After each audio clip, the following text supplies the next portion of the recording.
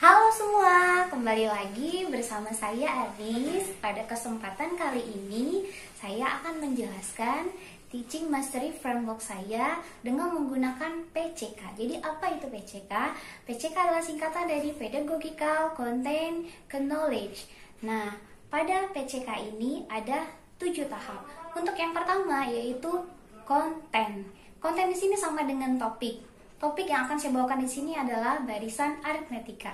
Apa itu barisan aritmetika? Barisan aritmetika adalah urutan dari anggota himpunan berdasarkan aturan tertentu. Nah, dalam barisan aritmetika ini terdiri dari UN atau suku KN, A atau suku pertama, B atau beda, dan yang terakhir N atau banyaknya suku.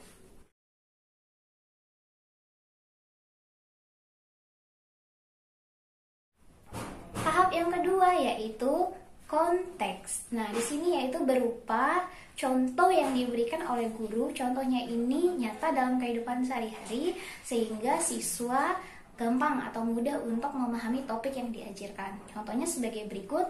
Seorang petugas menyusun kursi dalam sebuah gedung pertunjukan di mana ia akan menyusun kursi untuk baris paling depan ada 14 buah, baris kedua ada 16 buah, baris ketiga 18 buah, dan begitu seterusnya bertambah 2. Nah, bagaimana sampai ke baris yang ke-20? Berapa banyak jumlah kursi sampai ke baris ke-20?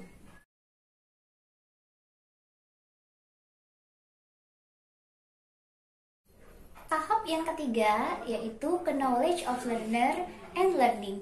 Knowledge of learner ini adalah seperti materi prasyarat yang harus dimiliki oleh siswa untuk bisa mengikuti topik yaitu barisan aritmetika. Maka di sini saya mengambil knowledge of learner-nya itu ada 3. Yang pertama, memahami konsep pola bilangan, memahami konsep barisan, dan memahami konsep hitung campuran. Dengan ketiga pemahaman ini, diharapkan siswa bisa mengikuti topik barisan aritmetika.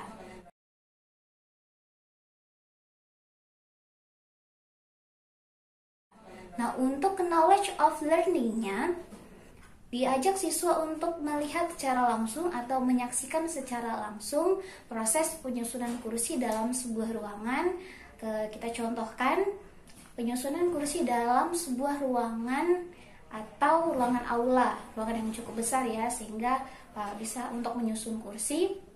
Seperti contoh yang tadi, barisan pertama disusun 14, yang paling depan 14 buah kursi, kemudian barisan keduanya disusun 16 buah kursi, barisan ketiganya 18 buah kursi, sampai seterusnya bertambah 2. Nah, untuk barisan paling yang akhir, barisan ke-20. Nah, penyusunan seperti ini diharapkan siswa untuk bisa menyaksikan atau langsung ikut serta dalam penyusunan kursi ini. Ini adalah knowledge of learning.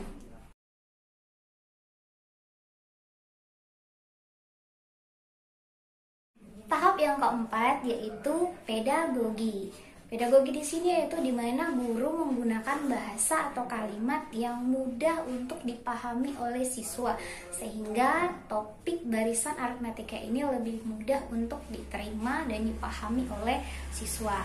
Nah, seperti yang di tahap pertama tadi disampaikan bahwa ada UN, A, B, dan N. Nah, untuk memudahkan pada tahap pedagogi ini saya memberikan UN itu adalah baris keberapa, kemudian baris KN.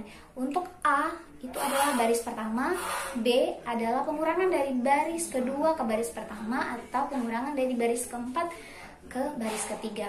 Dan yang terakhir yaitu N, yaitu banyaknya baris. Karena kan di sini kita memberikan contoh baris tadi ya pada penyusunan kursi dalam sebuah ruang aula atau ruang pertunjukan.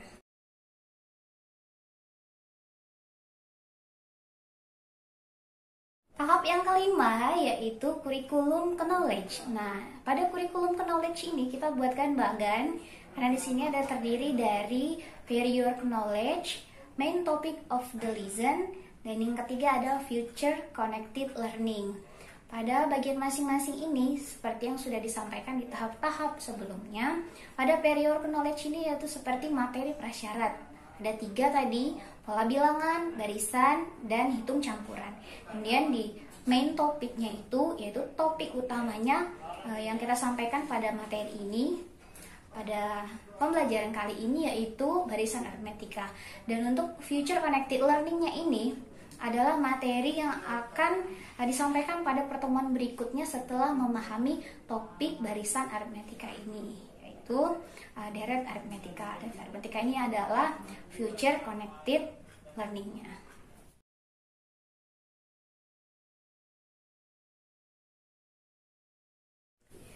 Pada tahap yang keenam yaitu general educational context. Nah, pada tahap ini saya bedakan menjadi 2, yang pertama kedalaman, yang kedua keluasan. Untuk yang kedalaman ini yaitu penggunaan rumus suku KN, karena contoh tadi lebih mudah dikerjakan dengan menggunakan rumus suku KN. Nah, untuk yang keluasan, yang kedua itu adalah keluasan. Keluasan ini saya bedakan menjadi 2 juga, yaitu mampu menghitung banyak kursi pada baris KN. Dan yang kedua yaitu mampu membedakan UN, A, B, dan N.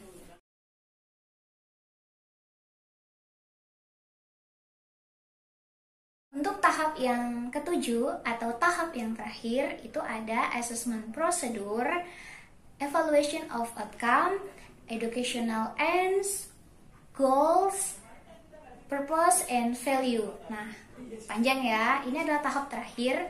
Nah, untuk assessment prosedurnya, di mana siswa sebelum melakukan eksperimen diberikan pertanyaan. Eksperimen di sini ada 2, yaitu yang pertama eksperimen siswa tanpa menggunakan rumus suku KN, menyusun kursi tadi tanpa menghitung terlebih dahulu menggunakan rumus suku KN, seperti contoh yang tadi. Dan eksperimen yang kedua menyusun kursi dengan menggunakan rumus suku KN.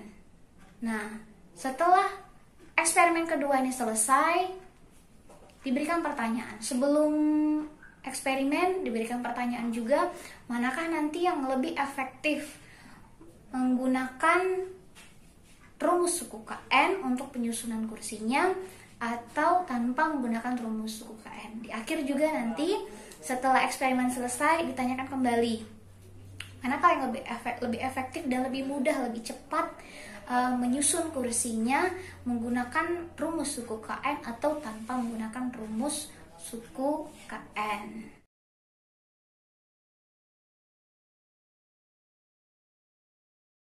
Nah, dengan menggunakan rumus suku KN, yaitu UN sama dengan A ditambah N kurang 1 kali B, nanti akan didapat bahwa baris ke-20 adalah sebanyak 52. Sehingga siswa bisa menyediakan kursi sebanyak 52. Dengan menggunakan rumus suku KN, tentunya akan memudahkan siswa untuk menyediakan kursi yang akan dipakai dalam ruang aula tersebut. Nah, untuk evaluation of outcome-nya, jadi siswa itu tahu apa sih sebenarnya barisan aritmetika itu. Jadi berdasarkan tahap-tahap tadi didapatkan bahwa barisan aritmetika adalah barisan yang nilai setiap barisnya didapat dari baris-baris sebelumnya melalui pengurangan.